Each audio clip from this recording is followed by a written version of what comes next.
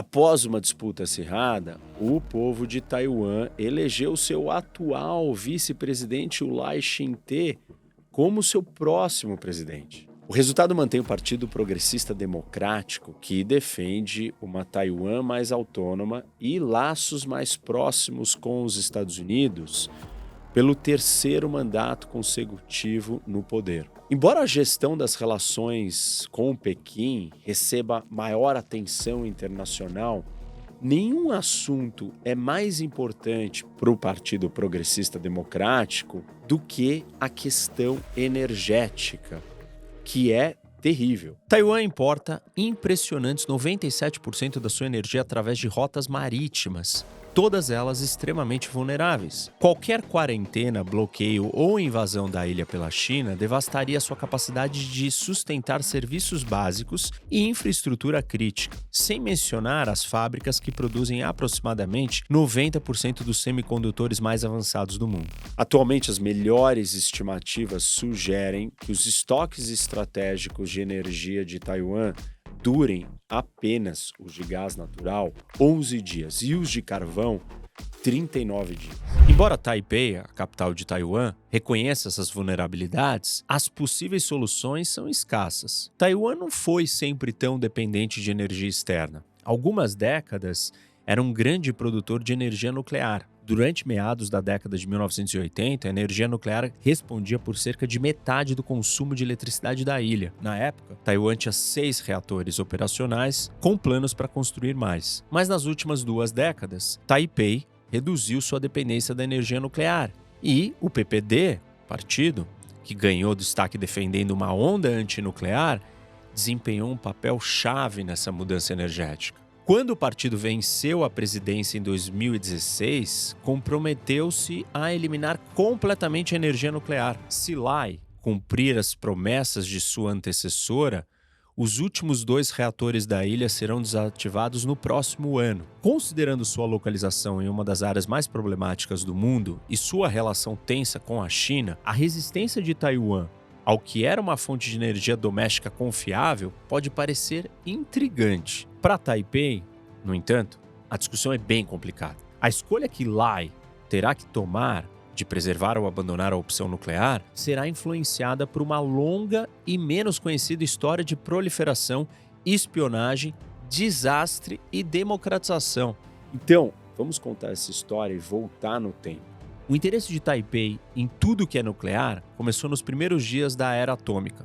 Em dezembro de 1949, após anos de guerra civil com o Partido Comunista Chinês, o PCC, o general Chiang Kai-shek fugiu com as forças nacionalistas para a ilha de Taiwan, onde estabeleceu uma ditadura sob o comando do partido Kuomintang, o KMT. Chiang Kai-shek não abandonou, porém, as ambições de recapturar o continente. E à medida que o general consolidava o poder na ilha, ele via a tecnologia nuclear como um meio de adquirir prestígio internacional e vantagem geopolítica. Embora houvesse desacordos internos sobre se Taiwan deveria imediatamente tentar adquirir armas nucleares, o governo começou a construir capacidades nucleares sob o disfarce de projetos civis. Em 1955, Taiwan e os Estados Unidos chegaram a um acordo de cooperação para o uso pacífico da energia atômica, que iniciou o programa nuclear de Taiwan, permitindo que o governo do KMT obtesse tecnologia-chave e enviasse cientistas e militares para o exterior para treinamento e formação.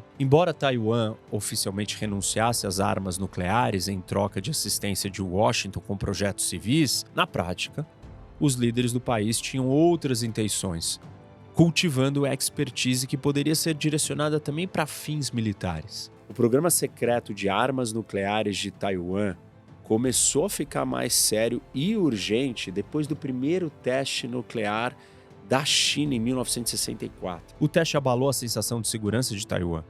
Embora os Estados Unidos tivessem se comprometido com a ilha no Tratado de Defesa Mútua de 1955, o governo do KMT temia o abandono, especialmente após a Casa Branca rejeitar seus apelos para atacar instalações nucleares chinesas no continente.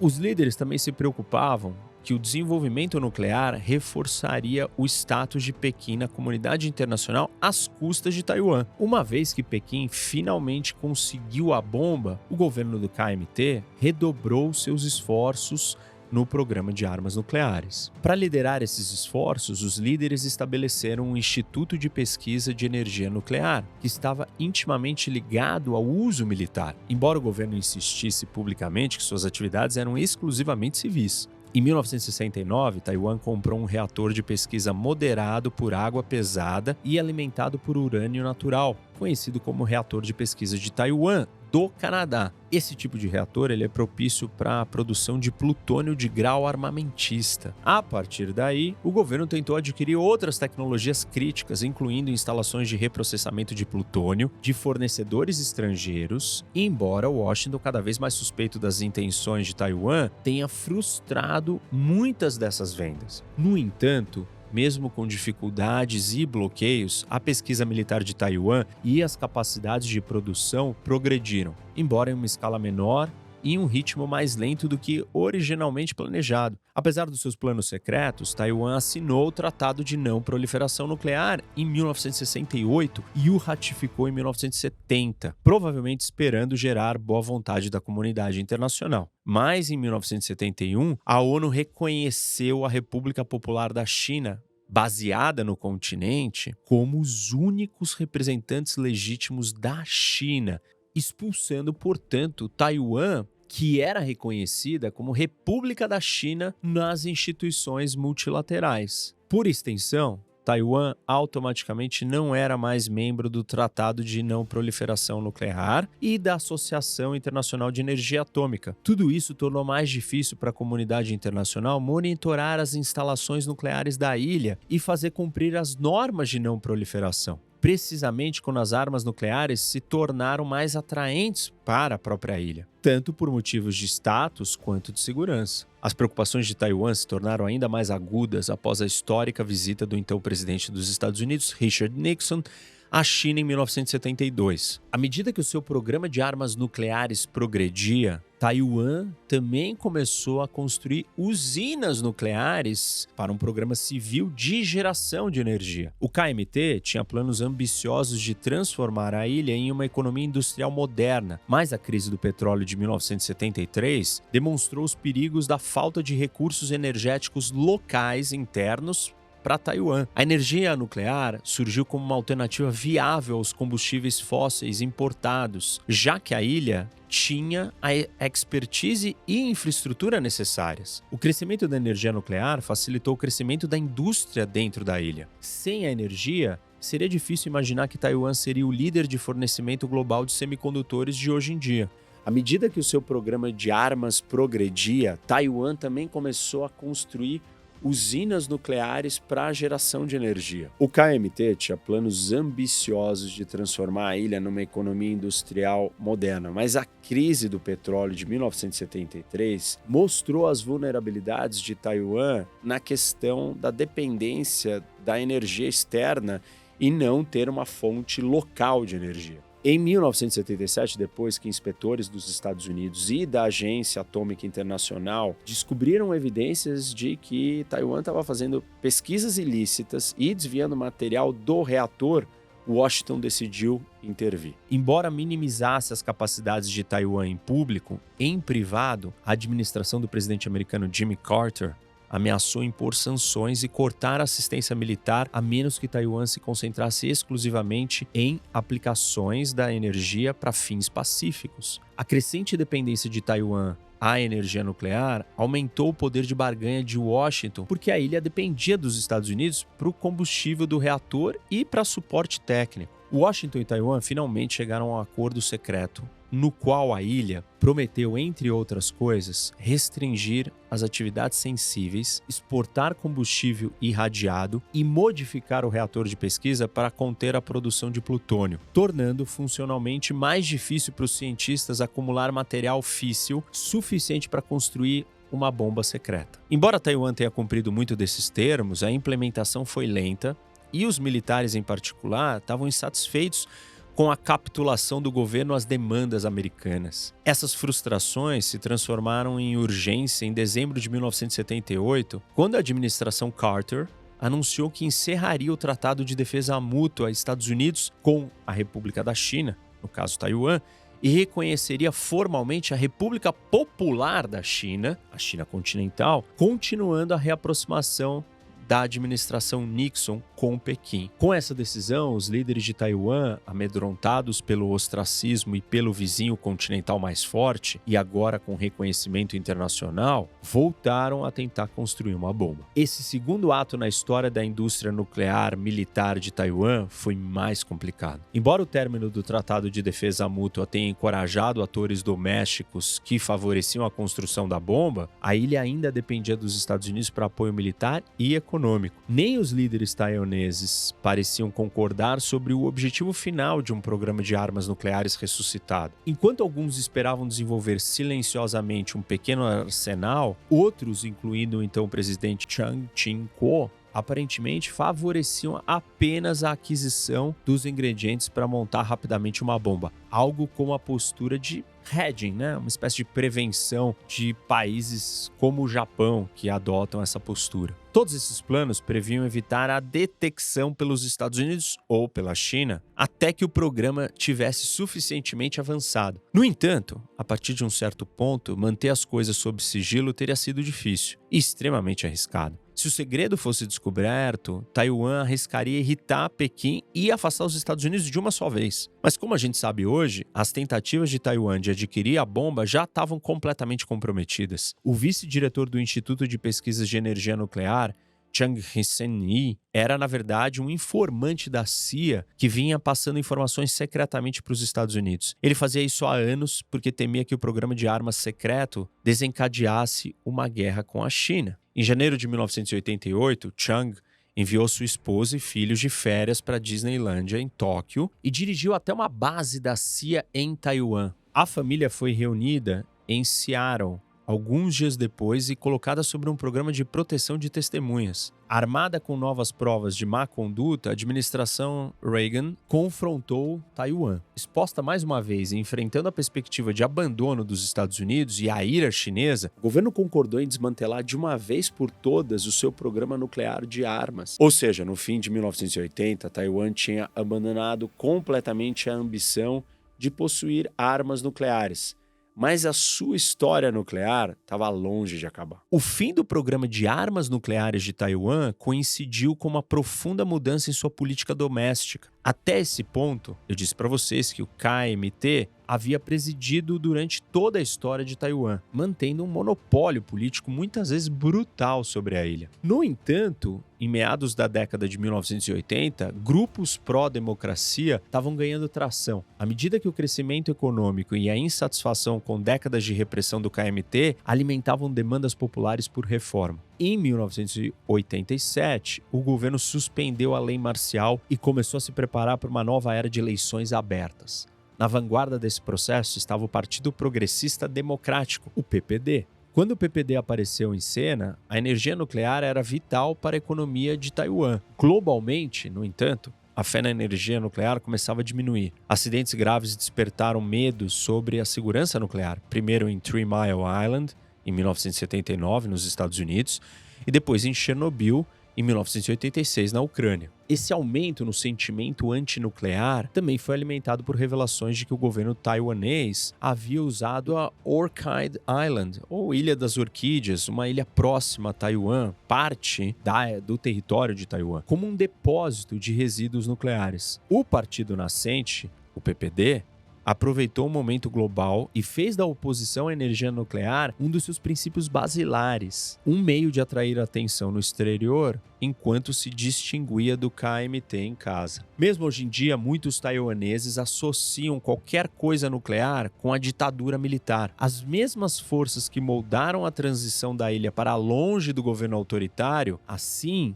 moldaram as atitudes em relação à energia nuclear. Em outras palavras, a politização da energia nuclear foi um subproduto da democratização de Taiwan. Apesar disso, no curto prazo, a crescente oposição à energia nuclear não teve efeito prático na matriz energética de Taiwan. O KMT afirmava, com razão, que energia nuclear era a única maneira de evitar a dependência da importação de combustíveis fósseis. Em 1999, um governo liderado pelo KMT iniciou a construção de uma há muito planejada quarta usina nuclear chamada Lungmen. Quando o PPD ganhou a presidência pela primeira vez em 2000, o gabinete recém-eleito suspendeu a construção. No entanto, voltou atrás apenas um ano depois, após vários obstáculos legais e políticos. Apesar da oposição de muitos ativistas, o trabalho em Lungmen continuou na próxima década, embora tenha sido atormentado por atrasos, controvérsias e excessos de custos. Em 2011, outro acidente, dessa vez na usina nuclear de Fukushima, no Japão, inclinou decisivamente a balança contra a energia nuclear em Taiwan. Como o Japão,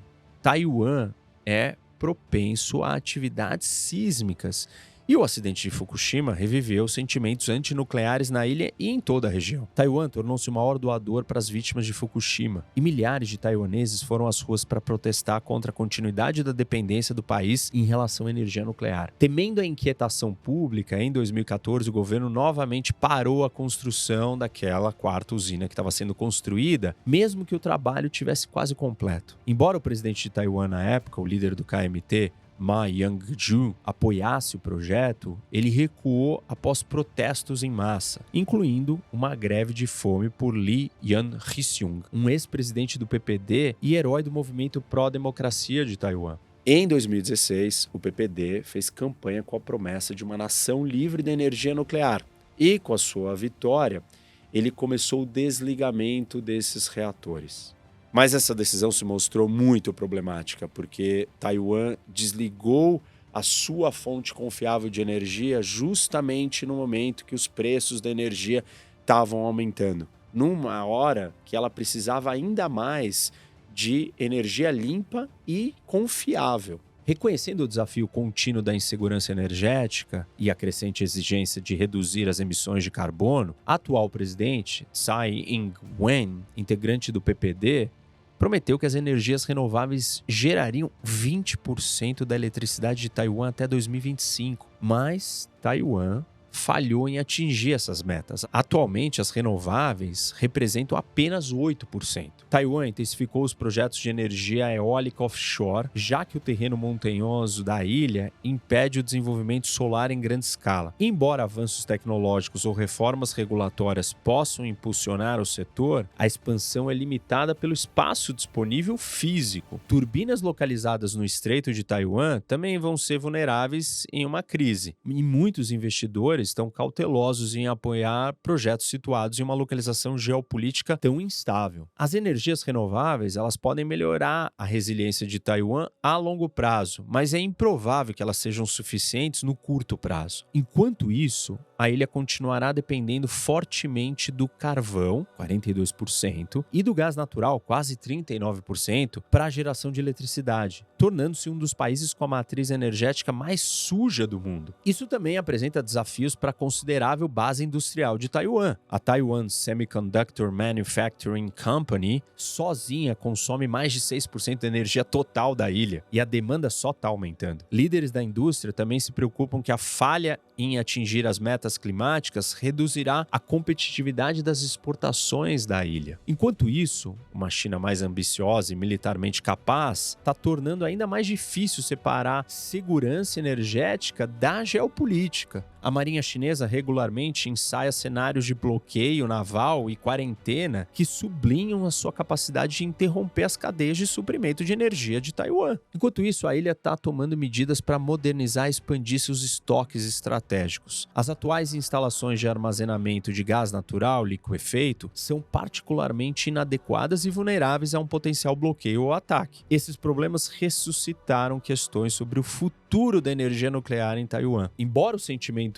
antinuclear permaneça forte, quando o PPD realizou um referendo sobre a sua política de eliminação gradual da energia nuclear, em novembro de 2018, 59% dos eleitores a rejeitaram, citando preocupações ambientais e os perigos da insegurança energética. E durante as eleições recentes, os oponentes de Lai endossaram propostas para reconsiderar o projeto Lungmen e manter os reatores remanescentes em funcionamento após 2025. Por agora, como presidente eleito, Lai permanece comprometido em desativar os últimos reatores de Taiwan, embora em outubro tenha dito que não descartaria o uso nuclear seguro sem resíduos. Alguns relatórios também sugerem que os líderes taiwaneses estão investigando a manutenção de reatores nucleares em espera em caso de emergência, mas não está claro como isso funcionaria. Se Taiwan reconsiderar a sua eliminação gradual da energia nuclear, não vai estar sozinho. A Coreia do Sul e o Japão já estão reinvestindo em suas empresas nucleares em resposta a preocupações climáticas e de segurança. Mas implementar uma reversão provavelmente seria mais desafiador em Taiwan do que nesses outros países, especialmente com o PPD no poder. Sentimentos antinucleares estão enraizados no DNA político do partido, tornando seus integrantes hesitantes em contrariar esse legado. Os líderes também teriam que lidar com vários desafios práticos. Os reatores viáveis de Taiwan estão no final de suas vidas úteis de 40 anos. Embora extensões de vida dos reatores sejam possíveis, os riscos de uma infraestrutura nuclear envelhecida em uma área sísmica ativa só vão aumentar. Reiniciar o trabalho nos reatores mais avançados em Lungmen poderia resolver essas preocupações, mas os taiwaneses devem ser realistas sobre os custos e os cronogramas. Em 2019, a companhia estatal de energia Taiwan Power concluiu que o projeto demoraria de 6 a 7 anos, e as estimativas hoje em dia provavelmente aumentaram devido à erosão da expertise nuclear na ilha e à degradação física do local da obra. Líderes da indústria expressaram interesse em tecnologias nucleares mais avançadas, como os reatores modulares pequenos, que alguns argumentam ser mais seguros do que os modelos mais antigos. Embora isso possa parecer uma opção promissora no futuro, a tecnologia ainda não está suficientemente desenvolvida. Mas os problemas também não são só esses, né? Devido à oposição doméstica, Taiwan ainda não encontrou uma solução permanente para armazenar e descartar resíduos nucleares. Outra questão é que a energia nuclear também não é imune a bloqueios, já que Taiwan deve importar combustíveis para reatores, embora esse tipo de combustível dure muito mais tempo do que o normal. Talvez mais preocupante ainda seja a situação da usina de Zaporizhia na Ucrânia, que mostrou o quanto delicado é quando você tem uma guerra do lado de uma infraestrutura nuclear. Inclusive, nós temos um vídeo aqui no canal sobre isso, então assistam que eu conto os detalhes dos riscos que a usina de Zaporizhia está enfrentando. Ou seja, Taiwan se encontra num beco sem saída e isso é um produto da sua própria história. Como que a administração Lai vai gerenciar esse problema diante da ameaça chinesa que se mostra cada dia mais eminente é incerto, mas é um problema muito sério.